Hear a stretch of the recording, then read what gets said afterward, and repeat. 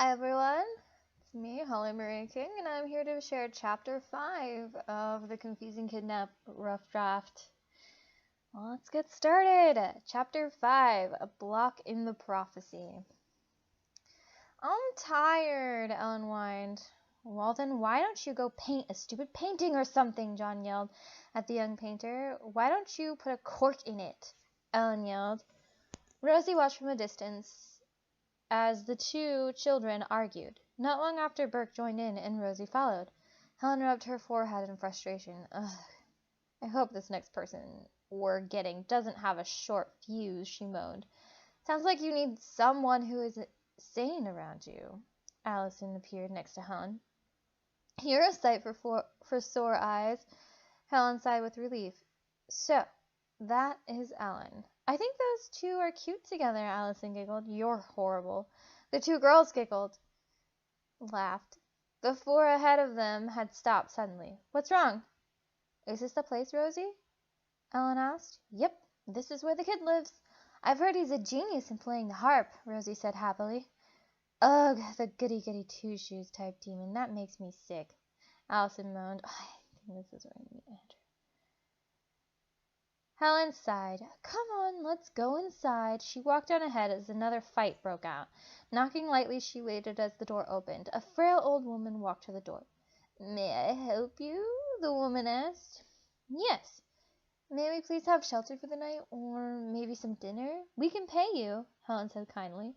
The woman thought for a while, her frail body seeming to crack at the effort it took to look around at the different people. The demons had quickly hidden inside their possessed ones. A young man came to the door. What's going on, Mother? He asked. These people asked for shelter, the woman said. Even her voice sounded frail. The boy glanced timidly at the strangers. Come in, he said, leaving the door open for them to come in. Helen stepped inside the warm house. It was so cozy. Helen had a longing to be at her own home, but then she remembered the betrayal of her ex-best friend. Two people she cared about deeply, and yet they turned their backs on her. It wasn't that they liked each other. No, she would have supported it. But behind her back? Helen must have been crying because her face was wet, and Ellen asked, Are you okay? Helen wiped her eyes dry and nodded. I'm fine, just thinking of home, that's all. The young man placed a hot cup of tea in front of Helen. Long way from home, huh? Yeah, you could say that, Helen answered. Helen pounded her fist on the table. Okay, let's get down to business. I know you have a demon in you. Let's get a move on, she ordered. The young man smiled. So, that's it, huh? Ellen, don't be so forceful. He doesn't have to join us if he doesn't want to, Helen said. John's snoring only had 1/3 of Helen's attention. The knot in her stomach had returned, and she was afraid Troy was coming. Well, if we don't rush him, Troy will catch up with us, Ellen said. You don't understand. This is voluntary, Helen said. The girls were ready to start tearing each other apart, but a beautiful melody made them stop. Helen awoke on the floor. It was dark, and something seemed wrong. Allison came into view. Shh, Troy is here, she whispered. Our search has found 2 possessed people. Troy is here, but how? Helen asked. We waited too long, Allison answered. Helen was the only one inside the house. Stay away, a boy's voice yelled. There was a groan from deep within the house. Huh? Helen sat up and stumbled to the back of the house. She found a room and opened the door. Hello? It was an old man. Sir, are you okay? She reached out to touch the man. Allison glanced at the moon. Helen, don't touch him! Allison exclaimed.